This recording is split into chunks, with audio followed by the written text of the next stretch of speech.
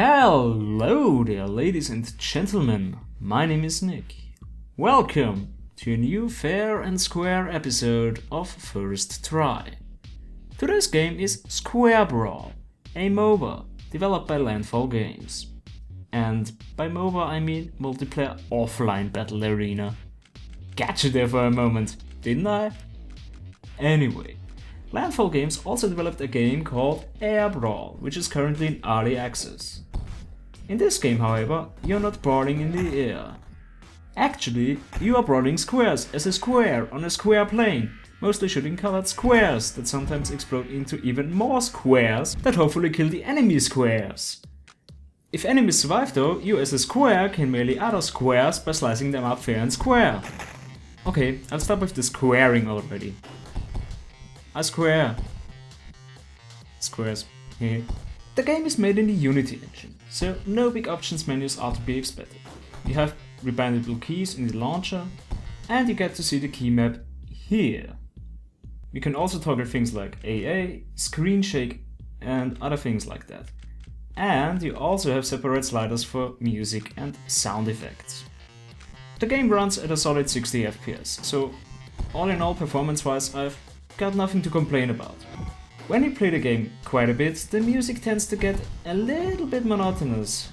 However, it fits the general theme pretty well.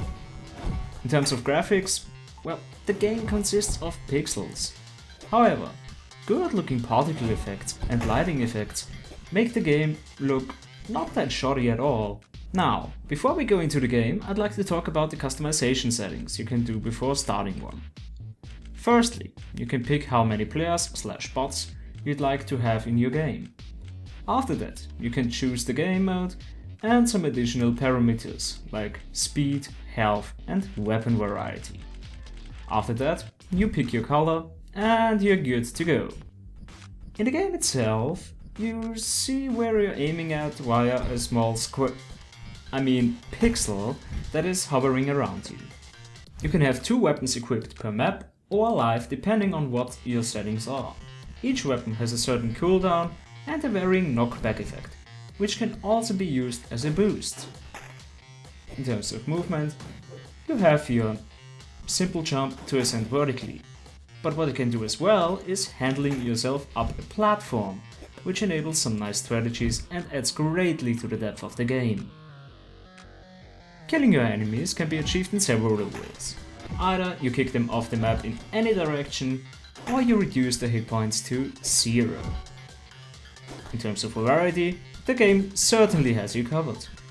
12 weapons, 4 game modes and many maps are there to play. Not to mention that there is also a simple yet effective map editor to create your own maps. All in all, the game is a fun little experience. However, there are some points I have to criticize. Firstly, and this is probably just a personal preference, but in a local multiplayer game you can safely include an option to pause the game. If you would get a multiplayer mode, it would make a lot more sense that you can't pause the game, at least in my opinion. Secondly, the AI tends to get stuck at maps that contain the spinning white blocks, aka saws, but that only happen to me sometimes and only on bots up to medium difficulty. Thirdly, at smaller maps that include some pits, it happened that 2 or even 3 players spawned right above the pit, which kills you when you fall down.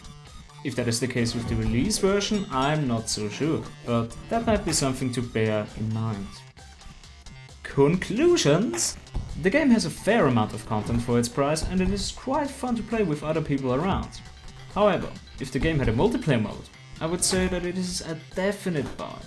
But at this rate, I can certainly recommend the game, but having some friends to play this game might be required to get the full experience. Bear that in mind. My name has been Nick, ladies and gentlemen, and Square Brawl made it first try.